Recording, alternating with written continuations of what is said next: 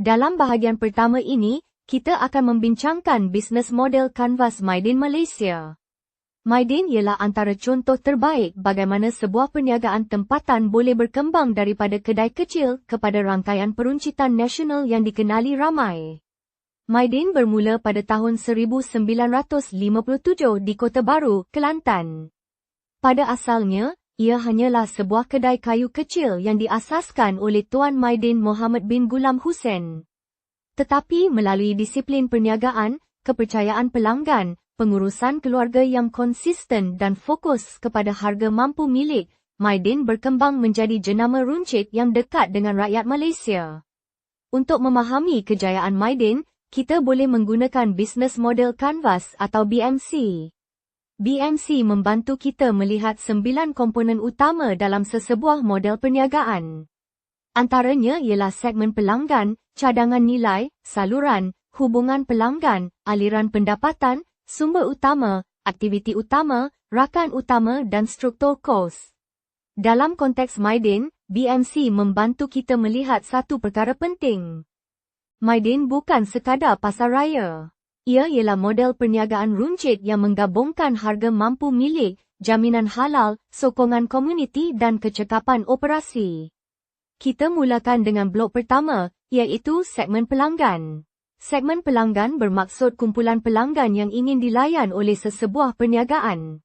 Dalam kes Mydin, pelanggan mereka sangat luas. Mydin tidak hanya menyasarkan satu kumpulan kecil.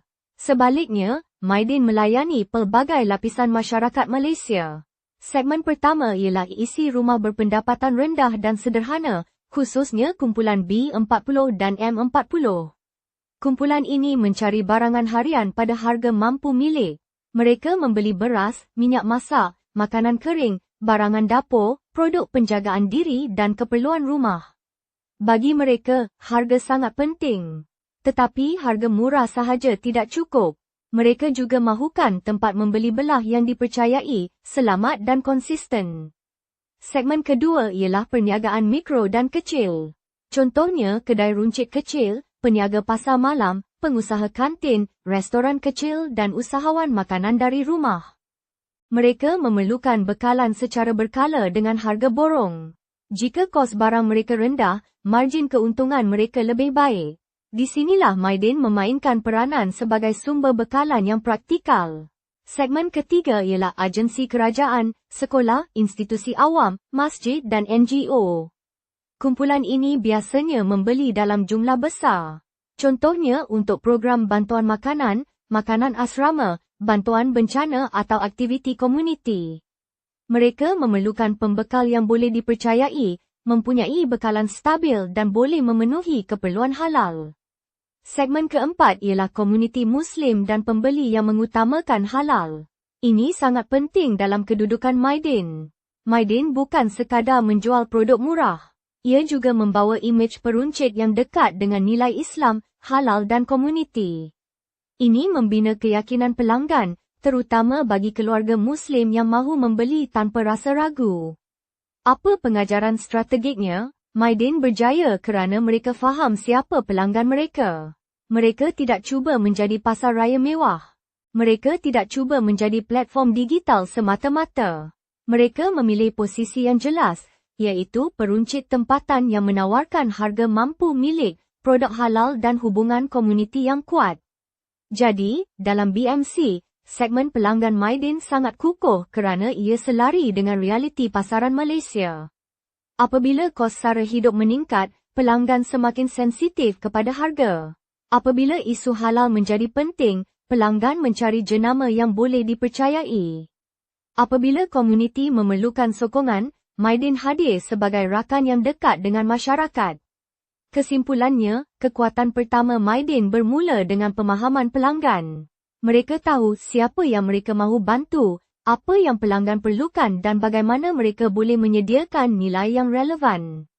Dalam bahagian seterusnya, kita akan melihat blok kedua dan ketiga, iaitu cadangan nilai dan saluran. Kita akan bincang mengapa pelanggan memilih Mydin dan bagaimana Mydin menyampaikan nilai kepada pasaran. Dalam bahagian kedua ini, kita akan membincangkan dua blok penting dalam bisnes model kanvas Mydin, iaitu cadangan nilai dan saluran. Cadangan nilai menjawab soalan penting, mengapa pelanggan memilih Mydin? Dalam industri runcit, pelanggan mempunyai banyak pilihan. Mereka boleh membeli di pasar raya besar, kedai runcit, pasar basah, platform e-dagang atau kedai serbaneka. Jadi, Mydin perlu mempunyai sebab yang jelas untuk dipilih. Nilai pertama Mydin ialah harga mampu milik dan kompetitif. Ini ialah kekuatan utama jenama Mydin. Melalui model borong ke runcit, Mydin boleh menawarkan harga yang sesuai untuk pelanggan biasa dan pembeli pukal. Dalam keadaan kos sara hidup meningkat, harga menjadi faktor yang sangat penting. Pelanggan mahu berjimat, tetapi masih mahu produk yang berkualiti dan boleh dipercayai.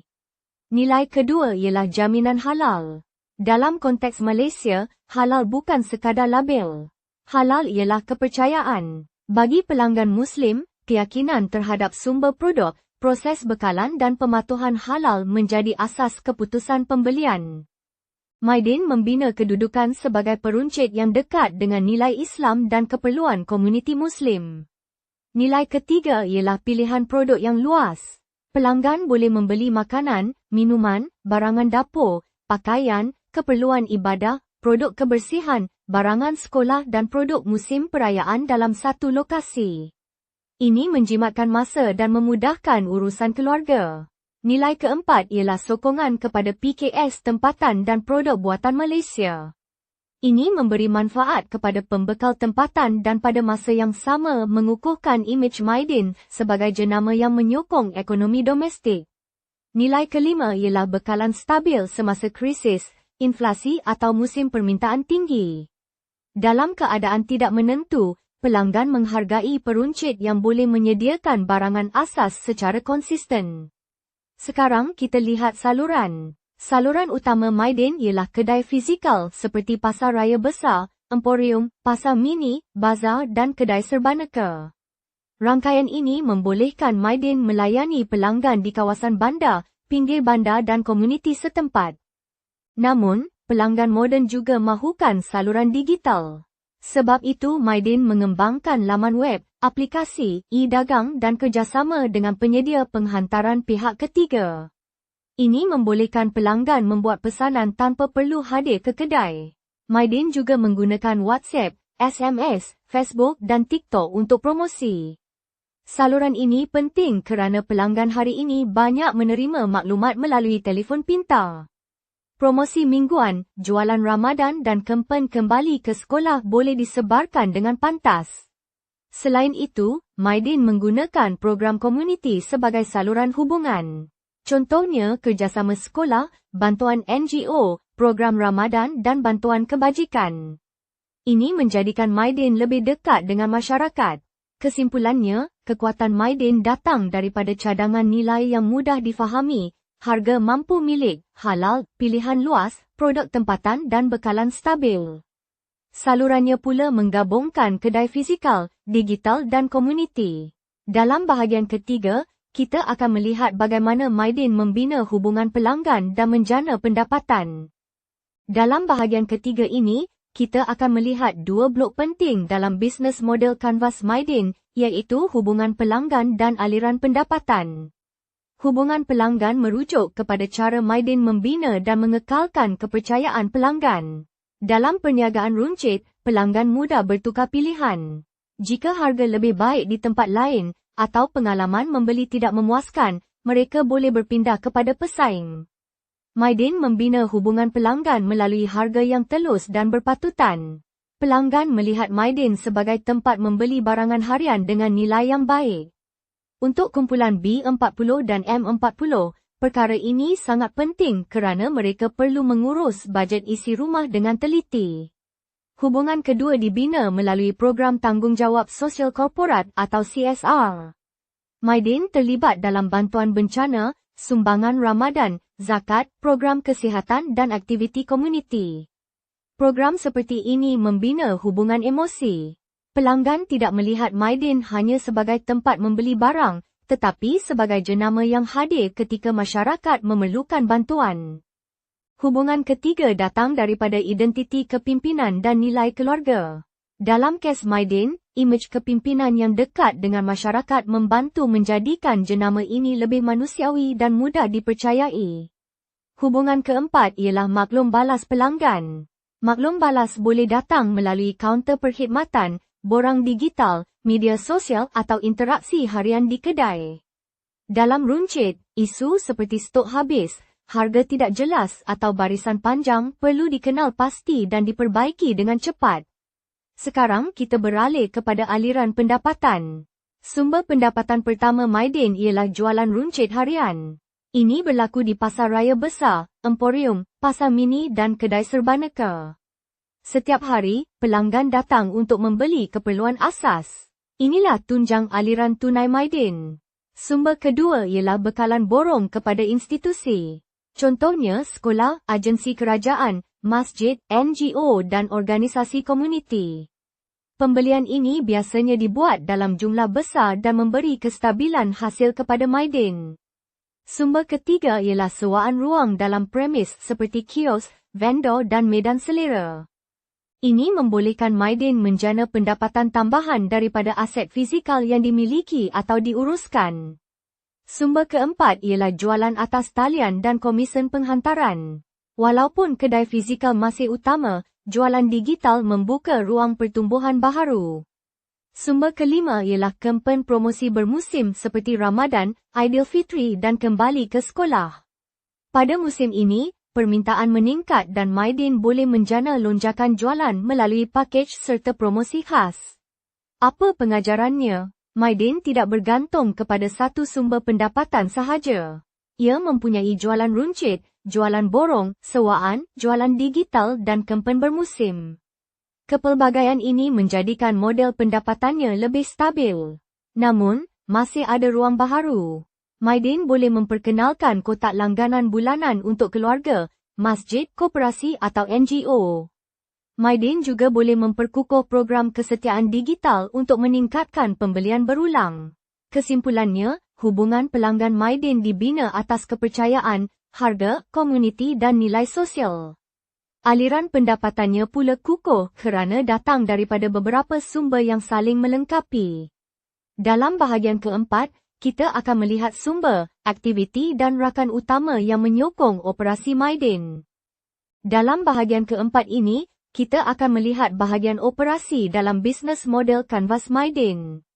Fokus kita ialah sumber utama, aktiviti utama dan rakan utama. Sumber utama ialah aset penting yang membolehkan model perniagaan berjalan. Bagi Mydin, sumber pertama ialah rangkaian kedai fizikal dan aset hartanah strategik.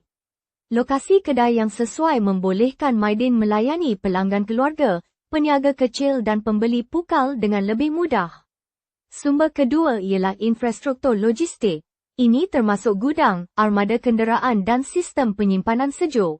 Dalam peruncitan, logistik sangat penting. Produk mesti sampai ke cawangan pada masa yang tepat, barangan segar mesti dijaga dengan baik dan stok asas mesti sentiasa mencukupi. Sumber ketiga ialah jenama dan pensijilan halal. Ini ialah aset tidak ketara, tetapi sangat bernilai. Pelanggan memilih Mydin bukan hanya kerana harga, tetapi kerana mereka percaya kepada jenama tersebut. Sumber keempat ialah tenaga kerja dan kepimpinan keluarga. Pekerja mengurus stok, melayan pelanggan, menyusun barang dan memastikan operasi harian berjalan lancar. Kepimpinan keluarga pula membantu mengekalkan identiti Mydin sebagai perniagaan yang dekat dengan rakyat.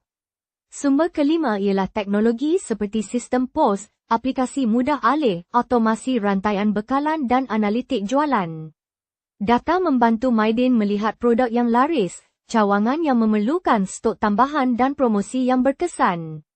Sekarang kita lihat aktiviti utama. Aktiviti pertama ialah perolehan produk dan rundingan vendor. Mydin perlu mendapatkan produk pada harga kompetitif supaya boleh menjual pada harga mampu milik. Aktiviti kedua ialah pengurusan inventory. Jika stok terlalu rendah, pelanggan kecewa. Jika stok terlalu tinggi, kos simpanan meningkat. Jadi, pengurusan stok mesti seimbang. Aktiviti ketiga ialah operasi kedai dan khidmat pelanggan. Ini termasuk kebersihan, keselamatan, susun atau produk, label harga, kaunter pembayaran dan pengalaman membeli belah. Aktiviti keempat ialah pembangunan produk jenama sendiri. Produk seperti makanan kering, barangan dapur atau produk asas boleh memberi margin lebih baik dan meningkatkan kesetiaan pelanggan. Aktiviti kelima ialah pengurusan krisis. Ketika banjir, pandemik, gangguan bekalan atau kenaikan harga, Mydin perlu memastikan barangan asas masih tersedia. Seterusnya, rakan utama. Mydin bergantung kepada pembekal tempatan dan antarabangsa, agensi kerajaan, pihak berkuasa agama, NGO, badan zakat, rakan logistik, pemaju hartanah, penyedia teknologi dan institusi kewangan Islam. Rakan-rakan ini membentuk ekosistem perniagaan Mydin. Pembekal menyediakan produk, rakan logistik memastikan penghantaran, pihak berkuasa agama mengukuhkan keyakinan halal. NGO dan badan zakat membantu program komuniti. Penyedia teknologi menyokong pendigitalan operasi. Kesimpulannya, kelebihan Mydin bukan hanya pada harga murah. Di belakang harga tersebut terdapat operasi yang kompleks, logistik, teknologi, pekerja, vendor, aset fizikal dan hubungan strategik. Dalam bahagian kelima, kita akan menutup perbincangan dengan struktur kos, value proposition canvas dan cadangan strategik masa depan. Dalam bahagian terakhir ini, kita akan membincangkan struktur kos, value proposition canvas dan cadangan strategik untuk masa depan Mydin. Struktur kos menerangkan perbelanjaan utama yang diperlukan untuk menjalankan perniagaan. Kos pertama Mydin ialah pemerolehan dan pengangkutan inventory. Mydin perlu membeli produk dalam jumlah besar dan mengedarkannya ke pelbagai cawangan.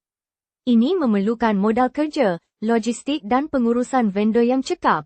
Kos kedua ialah utiliti dan penyelenggaraan cawangan. Pasar raya besar menggunakan elektrik, air, sistem pendingin hawa, peti sejuk, keselamatan dan penyelenggaraan bangunan. Semua ini ialah kos operasi yang besar. Kos ketiga ialah gaji dan latihan kaki tangan. Perniagaan runcit memerlukan ramai pekerja yang mampu mengurus pelanggan, stok dan operasi harian. Kos keempat ialah infrastruktur IT dan pelaburan digital. Ini termasuk sistem pos, aplikasi mudah alih, keselamatan siber, automasi bekalan dan analitik data. Walaupun kos ini tinggi, ia penting untuk meningkatkan kecekapan. Kos kelima ialah promosi bermusim seperti Ramadan, Aidilfitri dan kembali ke sekolah. Promosi membantu menarik pelanggan dan meningkatkan jualan pada musim tertentu. Sekarang kita lihat Value Proposition Canvas atau VPC. VPC membantu kita memahami hubungan antara keperluan pelanggan dan tawaran Mydin. Pelanggan Mydin mahu mendapatkan keperluan harian halal dan mampu milik. Ada juga yang membeli secara pukal untuk keluarga besar, sekolah, masjid, pusat komuniti atau organisasi kebajikan. Kesakitan pelanggan termasuk harga barang yang meningkat, kesukaran mengesahkan status halal, akses terhad di kawasan luar bandar dan pengalaman digital yang masih boleh diperbaiki. Keuntungan yang pelanggan harapkan ialah harga yang stabil, produk halal, pilihan yang menyeluruh, jenama yang dipercayai dan akses yang mudah melalui kedai fizikal serta penghantaran dalam talian. Mydin menjawab keperluan ini melalui harga promosi, penandaan halal yang jelas, program CSR, bantuan makanan, kempen budaya, pack perayaan dan sokongan kepada produk tempatan. Seterusnya, kita lihat cadangan strategik. Pertama, Mydin boleh memperkukuh aplikasi mudah alih dengan ganjaran kesetiaan, promosi peribadi, penjejakan pesanan dan tawaran berdasarkan lokasi. Kedua, Mydin boleh membina platform ganjaran komuniti untuk NGO, sekolah, koperasi dan masjid. Pembelian pukal boleh diberi mata ganjaran atau pulangan tunai kumpulan. Ketiga, Mydin boleh menggunakan AI untuk pemantauan rak dan ramalan permintaan. Ini boleh mengurangkan masalah stok habis dan meningkatkan kepuasan pelanggan.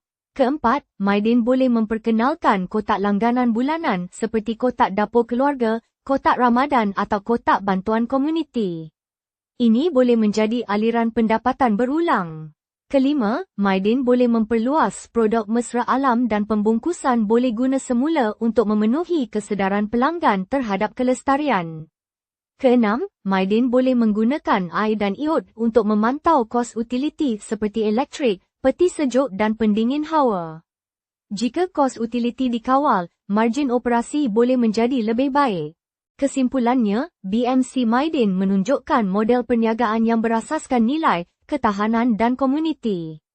Mydin berjaya kerana memahami pelanggan, menawarkan harga mampu milik, mengekalkan kepercayaan halal dan mengurus operasi runcit dengan disiplin. Namun, masa depan runcit akan menjadi lebih digital, lebih kompetitif dan lebih sensitif kepada kos. Oleh itu, Mydin perlu terus melabur dalam teknologi, data, automasi, kelestarian dan pengalaman pelanggan. Terima kasih. Jumpa lagi dalam siri analisis bisnes model Canvas yang seterusnya.